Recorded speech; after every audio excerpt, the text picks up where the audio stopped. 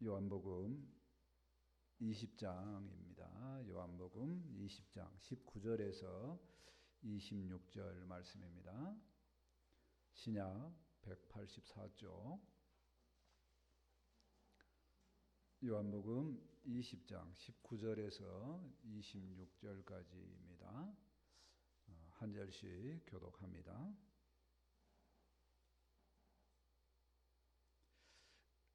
이날 곧 안식 후 첫날 저녁 때에 제자들이 유대인들을 두려워하여 모인 곳에 문들을 닫았더니 예수께서 오사 가운데 서서 이르시되 너희에게 평강이 있을지어다.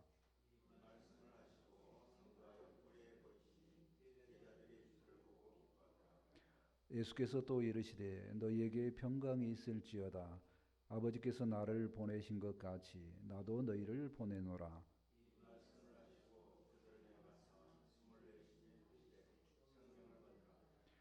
너희가 누구의 죄든지 사하면 사하여질 것이요 누구의 죄든지 그대로 두면 그대로 있으리라 하시니라.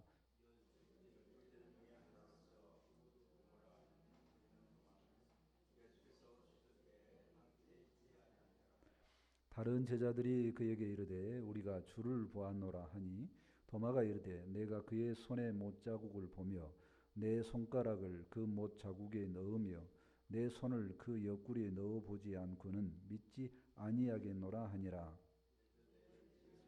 그래서 제자들이 다시 주 안에 있을 때에 도마도 함께 있고 문들이 닫혔는데 예수께서 오사 가운데 서서 이르시되 너희에게 평강이 있을지어다 하시고 아멘. 내일도 비 소식이 있습니다. 비 소식이 있어서 마음에 평안이 없는 분들이 계신 줄 압니다. 어떻게 이 마음의 평안을 가져올 수 있을까요? 해결은 날씨가 좋아지면 되지요. 근데 사실 그렇지도 않습니다. 따져보면 소득이 많으면 평안이 옵니다. 따지고 보면 모든 식구가 잘 되면 평안이 옵니다. 결국엔 날씨 문제가 아니고 마음이 평안해야 되는 줄 믿습니다. 오늘 말씀에도 마찬가지입니다. 제자들이 두려워합니다. 어떻게 해결하면 됩니까? 로마 군사가 물러나면 되나요? 아닙니다. 마음이 예수님의 말씀으로 채워지면 두려움이 사라지는 줄 믿습니다. 아멘. 오늘 말씀을 통해서 우리도 너희에게 평강이 있을지어다 하는 주님의 말씀을 듣고 늘 평강한 그런 삶을 살았으면 좋겠습니다. 아멘. 첫 번째 평강의 메시지를 보고자 합니다. 19절 말씀입니다.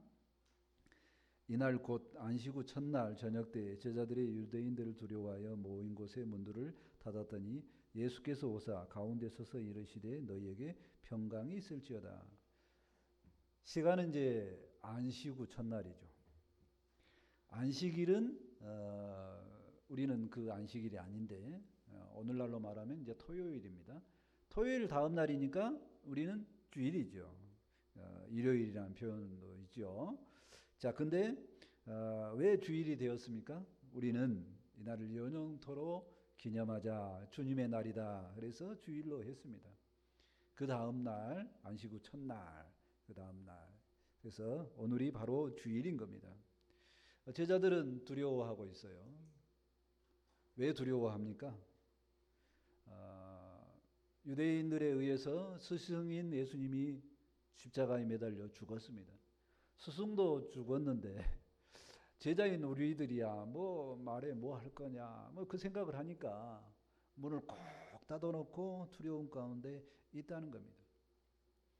자, 그런데 사실은 20장 1절부터 말씀을 쭉 보면 사실은 두려워 안 해야 돼. 맞습니다. 1절 말씀에 보면 이미 다른 사람을 통해서 여인들을 통해서 예수님이 살아나셨다는 소식을 들었어요. 그 기쁜 소식을 들었는데 기쁘지 않습니다. 두려움이 해결이 안 됩니다. 9절 말씀에 보면 그들이 다시 살아나야 하리라는 것을 알지 못했다고 합니다. 분명히 들었는데 왜 알지 못했을까?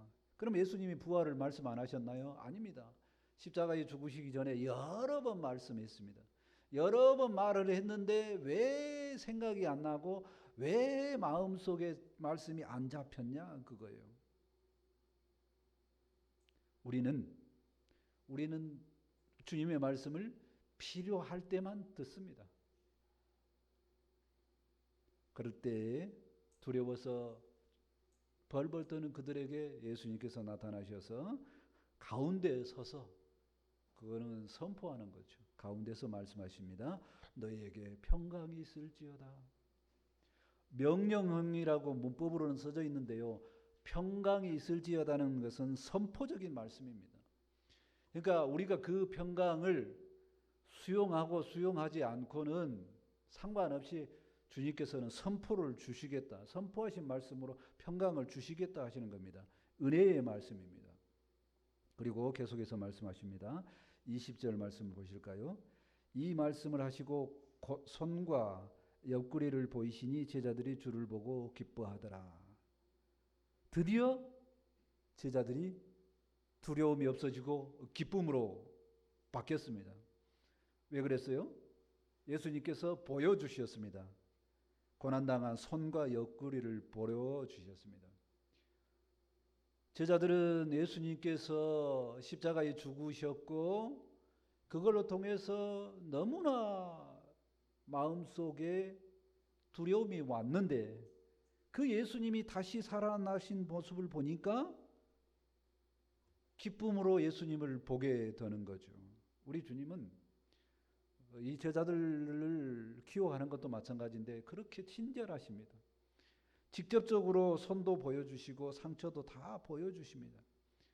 그것을 보고 나서 제자들의 반응이 어땠다고요? 기뻐했다는 겁니다. 드디어 제자들의 눈에 뭐가 보입니까? 바르게 보입니다. 누가요? 예수님이 바르게 보입니다. 부활의 주님을 볼 때에 우리는 기뻐하는 줄 믿습니다. 아멘. 평강을 선포하신 예수님을 보고 기뻐하는 제자들을 보면서 한 번 더 생각을 해봅니다. 부활의 주님을 보면 기뻐합니다. 주님이 기쁨의 근원이 되기 때문입니다. 부활했다는 것은 죽음을 이긴 겁니다. 두려움의 원인이 사실 어디서 오냐면 죽음 때문에 옵니다. 인간이 죽지 않는다고 하면 두려울 게 없죠. 어떤 협박에도 두려울 것이 없습니다. 이게 해결됐다는 겁니다. 이긴 죽음이라고 그러죠. 이긴 죽음을 해결하는 것을 보았기 때문에 제자들이 기뻐하는 겁니다. 인간이 가장 비참한 이유는 뭐냐면 사실은 이 죽음의 문제를 안고 살기 때문에 그렇습니다. 네, 우리 주님이 이 죽음을 이기셨는 줄 믿습니다. 아멘. 이 주님이 우리의 주님입니다. 그래도 우리도 약속대로 이것을 믿으면 우리도 죽음을 이기는 줄 믿습니다. 아멘. 그 죽음을 이긴다는 마음이 평강이 와야지 우리도 마음의 평안을 누릴 수 있다는 겁니다. 예수님께서 선포한 말씀은 너희에게 평강이 있을지어다 이 말씀이죠. 창세적인 능력이 있는 말씀입니다. 빛이 있으라 하심에 빛이 있었고 말씀처럼 너희에게 평강이 있어라 딱 했으니까 그 말씀을 받으면 우리는 평강이 임하는 겁니다. 근데 어쩐다고요? 제자들은 안 듣는다는 얘기입니다. 자기에게 필요한 말씀만 듣는다는 거죠. 우리도 똑같습니다. 이 시간 우리에게 예수님께서 말씀하십니다. 너희에게 평강이 있을지어다. 아멘. 이 말씀을 우리가 받으면 우리에게 평강이 있을 줄 믿습니다. 아멘. 집집마다 근심거리가 있습니다. 마음이 팍팍한 사건들이 있습니다. 그럼에도 불구하고 우리 주님께서 너희에게 평강이 있을지어다. 이 말씀이 우리에게 들려지면 우리에게 평강이 임하는 줄 믿습니다. 아멘. 다른 복음서에도 평강을 선포합니다. 누가복음 24장 36절 말씀입니다. 이 말을 할 때에 예수께서 친히 그들 가운데 서서 이르시되 너희에게 평강이 있을지어다. 이 평강의 말씀으로 우리가 두려움을 이기고 기쁨으로 서는 우리 모두가 되었으면 좋겠습니다. 아멘. 두 번째 평강의 메시지를 보고자 합니다. 21절 말씀입니다.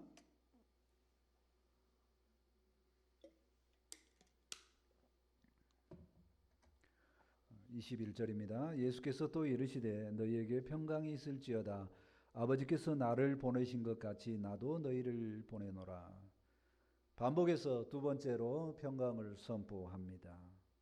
그리고 나서 하신 말씀이 나도 하나님 아버지를 통해서 보내심을 받았는데 너희도 내가 너희를 보낸다. 그렇게 말씀하시는 거죠.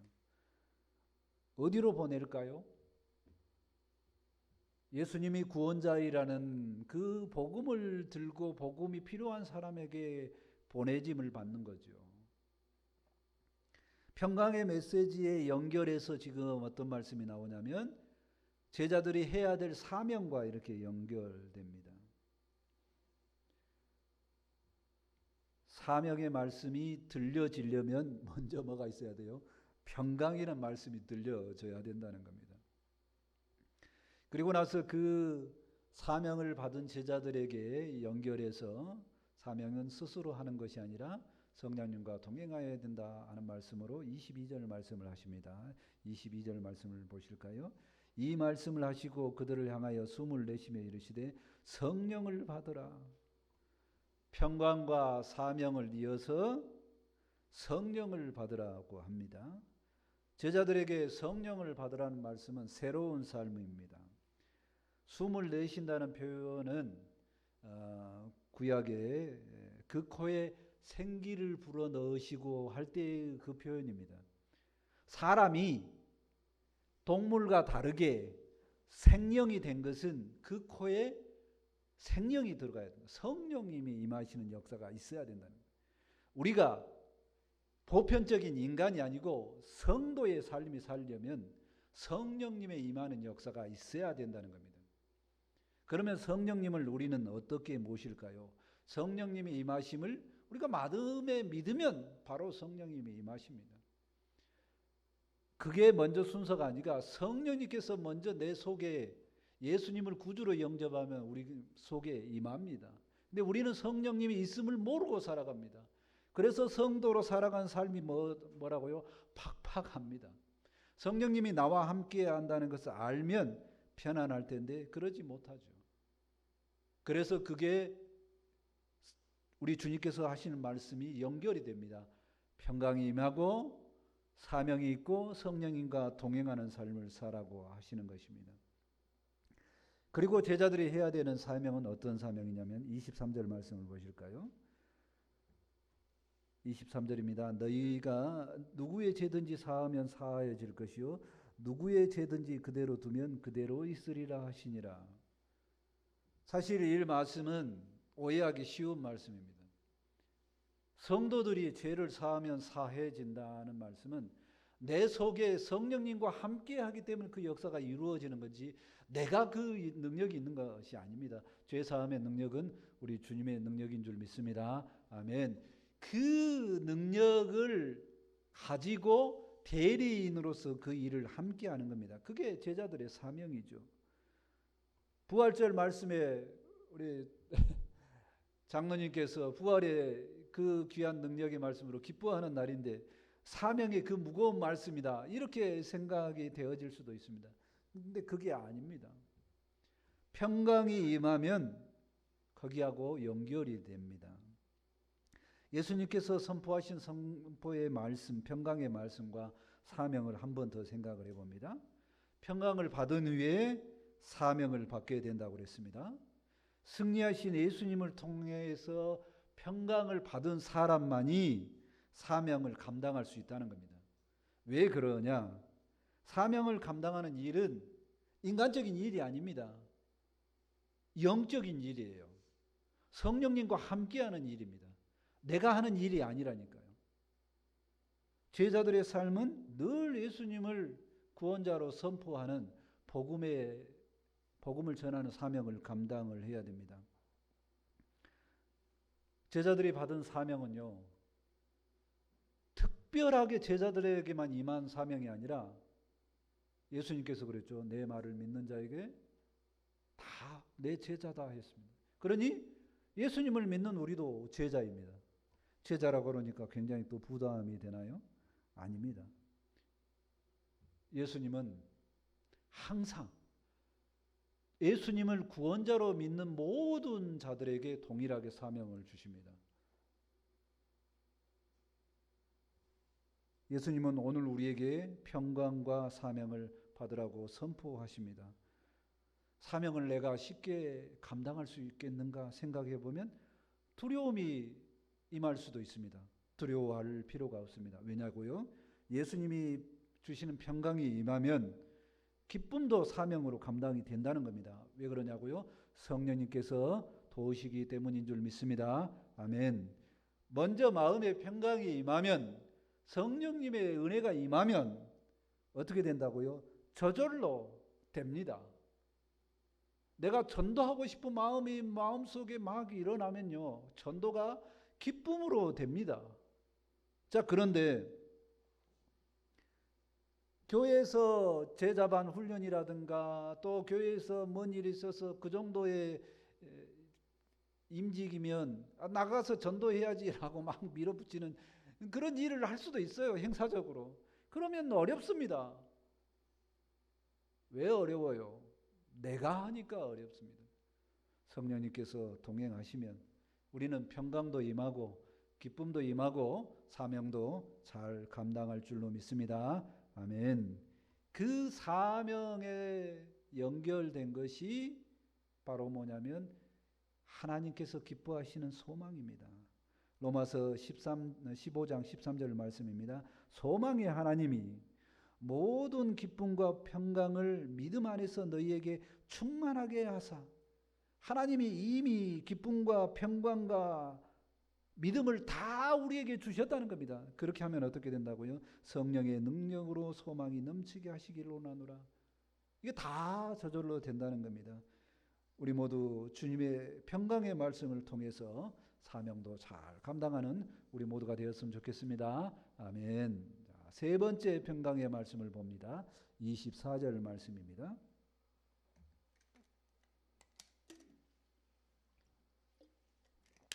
24절 말씀입니다. 12제자 중 하나로서 디두모라 불리는 도마는 예수께서 오셨을 때에 함께 있지 아니하니라. 제자들이 예수님을 뵙고 부활의 예수님을 보고 다 기쁨에 충만한데 하필 누가 없어요? 도마가 없습니다. 디두모라고 하는 이 언어는 쌍둥이라는 뜻도 있지만 이중성 이런 단어도 있어요. 마음이 두 개다. 그거는 마음이 두 개다는 것은 늘 의심한다는 거고 안 믿는다는 얘기입니다. 일부러 예수님께서는 특별 훈련을 하시기 위해서 도마가 없을 때 왔을 것 같다는 생각이 들어집니다. 저도 거기에 동의해요. 성경학자가 그렇게도 써놨더라고요. 25절 말씀을 보실까요? 다른 제자들이 그에게 이르되 우리가 주를 보았노라 하니 도마가 이르되 내가 그의 손에 못자국을 보며 내 손가락으로 그 못자국에 넣으며 내 손을 그 옆구리에 넣어보지 않고는 믿지 아니하겠노라 하니라. 다른 제자들이 도마에게 말하죠. 우리가 주님을 보았다. 너무 기쁜 마음에 기쁨으로 흥분해서 야 우리가 주님을 부활한 주님을 봤다. 주님의 말씀이 다 맞아 막 이렇게 흥분하게 말하는데 도마는 내가 주님도 보고 손가락 옆구리도 넣어보고 손가락도 넣어봐야지. 그래 봐야 믿겠다. 보는 쪽으로도 믿지도 않고 넣어봐야 믿겠다고 하는 정도로 도마는 이야기를 합니다. 도마는 굉장히 확신하는 방법이 신중합니다. 어떻게 해요? 눈으로 보거나 만져봐야 된다는 겁니다. 귀로 들어갖고는 못 믿겠다는 얘기죠. 그 도마를 특별히 훈련하시기 위해서 예수님께서 드디어 찾아오십니다. 26절 말씀을 보실까요? 26절 마지막 절입니다. 함께 읽겠습니다. 26절 말씀입니다. 같이 읽겠습니다. 시작. 여드레를 지나서 제자들이 다시 집 안에 있을 때 도마도 함께 있고 문들이 닫혔는데 예수께서 오사 가운데 서서 이르시되 너희에게 평강이 있을지어다 하시고. 여드레를 지났다는 것은 만 7일이 지났다는 것입니다. 예수님께서 다시 나타나셨습니다. 어쩌면 그 기간이 만 7일이라는 기간이 도마의 믿음을 돕는 시간인 것 같습니다. 제자들이 다시 집안에 있었죠. 이번에 도마도 함께 있습니다. 근데 문은 어때요? 아직도 닫혀 있습니다. 아직도 닫혀 있어요. 누가 닫았을까요? 아마 도마가 닫았을지도 모르겠습니다. 다른 사람들이 열고 싶은데 도마가 닫았을지도 모르겠습니다. 예수님께서 가운데 서서 말씀을 선포하십니다. 너희에게 평강이 있을지어다. 세 번째 평강을 선포를 합니다. 왜요? 도마를 위해서. 믿지 않는 도마를 위해서 다시 찾아오시고 평강을 선포하시는 예수님을 보면서 생각을 해봅니다. 예수님은 제자들을 굉장히 인격적으로 도우시는 분입니다.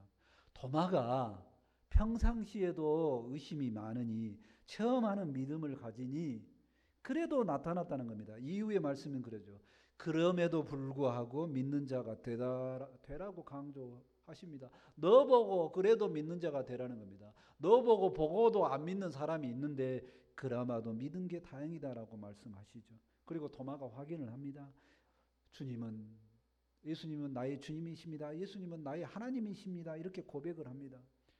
도마의 믿음의 수준은요, 보고 체험해보는 수준, 그 믿음의 수준입니다.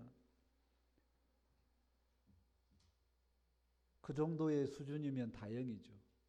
봐도 시간이 되면 못 믿는 사람이 있습니다. 근데 나중에 도마는 성장을 합니다.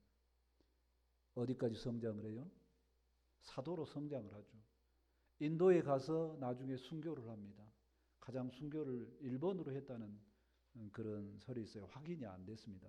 그렇게 말을 하고 있는 사람이 있습니다. 근데 예수님은 그보다 더 높은 수준의 믿음이 있다고 말씀하십니다. 뭐냐면 보지 않고 믿는 믿음이 최고의 믿음이라고 합니다. 왜 그러냐? 보지 않고 믿음을 가져야 하는 우리를 돌보시는 은혜입니다. 예수님 시대의 전 사람들도 예수님을 못 봤습니다. 예수님 후대 시대에도 예수님을 못 봤습니다. 그러나 예수님을 구원자로 믿어야 됩니다. 토마같이 이렇게 연약한 사람들이 있음을 보면서 뭘 믿느냐? 한 번에 안 믿어질 수도 있다는 겁니다.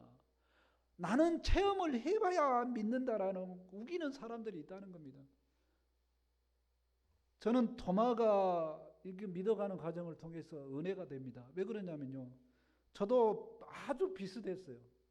말씀을 듣고도 잘 안 믿어져요. 그래서 저는 남들은 그런 기도를 안 했을지 모르는데 저는 꼭 체험을 해봐야 되겠습니다.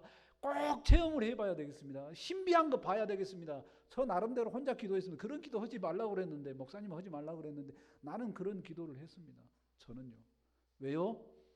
나는 믿음이 잘 안 생겼거든요. 그랬더니 주님께서 은혜스럽게도 저의 눈앞에 그런 낮 시간에, 꿈이 아니고 낮 시간에 뭔가 찾고 있는데 여기가 있다 보여주는 그런 체험을 하게 되었습니다. 그래서 주님이 말씀의 은혜를 통해서 주님을 믿는 믿음보다 체험이라도 해서 너는 믿음을 가져라, 그 수준밖에 안 됐다고 저는 그렇게 말하더라고요. 저는 믿음이 굉장히 있다고 다른 사람과 강조하지 않습니다. 제가 그렇게 믿었기 때문에. 근데 오늘 주님이 말씀하십니다. 너희에게 평강이 있을지어다. 그 평강에 선포되는 말씀을 통해서 보지 않고 믿는 믿음이 최고의 믿음이라고 이야기를 합니다. 우리는 예수님을 보지 못했습니다. 그래도 보지 못하고 예수님을 믿는 우리의 믿음이 최고의 믿음인 줄 믿습니다. 아멘. 그러면 우리는 그 평강에 선포되는 말씀을 통해서 부활의 믿음까지 연장이 되어야 되죠. 그래서 예수님께서 우리에게 부활을 믿음을 주십니다. 부활하시고 나서 평강하라고 말씀을 하셨으니까요. 요한복음 11장 25절 26절에 마르다에게 하신 말씀이죠. 예수께서 이르시되 나는 부활이요 생명이니 나를 믿는 자는 죽어도 살겠고 무릇 살아서 나를 믿는 자는 영원히 죽지 아니하리니 이것을 내가 믿느냐? 우리는 살아서 예수님을 믿기 때문에 영원히 죽지 않는 생명이 있는 삶인 줄 믿습니다. 아멘. 마음의 평강을 누리면 부활의 믿음에 이르는 줄 믿습니다. 오늘 말씀을 정리합니다. 우리 주님은 부활하셨고 제자들에게 나타나서 말씀을 선포하십니다. 너희에게 평강이 있을지어다. 이 평강의 말씀을 통해서 기쁨을 얻었고 이 평강의 말씀을 통해서 사명을 받게 됩니다. 이 평강의 말씀을 통해서 부활의 믿음이 이어집니다. 주님의 평강을 말씀으로 우리 모두가 아멘으로 하답하고 믿음이 큰 믿음을 이루는 우리 모두가 되었으면 좋겠습니다. 아멘. 기도합니다. 하나님의 은혜를 감사합니다. 세상의 삶을 생각을 하면 두려워하는 제자들처럼 우리 예수님이 나타나서 너희에게 평강이 있을지어다 선포합니다. 그 평강의 말씀을 받아도 믿지 못하는 토마를 생각해서 또 나타나시는 그 예수님의 은혜를 생각할 때에 감사합니다. 우리 각양각색의 믿음이 있는데 우리 주님께서는 나타나서 우리에게 평강을 선포하시니 감사합니다. 그 평강의 말씀을 듣고 나의 주님이시여 나의 하나님으로 믿고 우리의 부활의 소망까지 갖는 우리 모두가 될 수 있도록 함께하여 주옵소서. 부활에 나타나신 우리 주님을 우리가 영접한 제자들처럼 말씀으로 들려지는 이 말씀이 너희에게 평강이 있을지어다 말씀이 우리에게 들려지고 부활의 주님을 만나는 역사가 있게 하여 주옵소서. 우리가 부활을 소망하게 도와주시옵소서. 믿음을 갖게 도와주시옵소서. 기쁨으로 살게 도와주시옵소서. 주께서 오늘 우리에게 주신 이 말씀이 우리에게 생명이 되고 은혜가 되기를 원합니다. 함께하여 주옵소서. 감사하며 예수님의 이름으로 기도합니다. 아멘.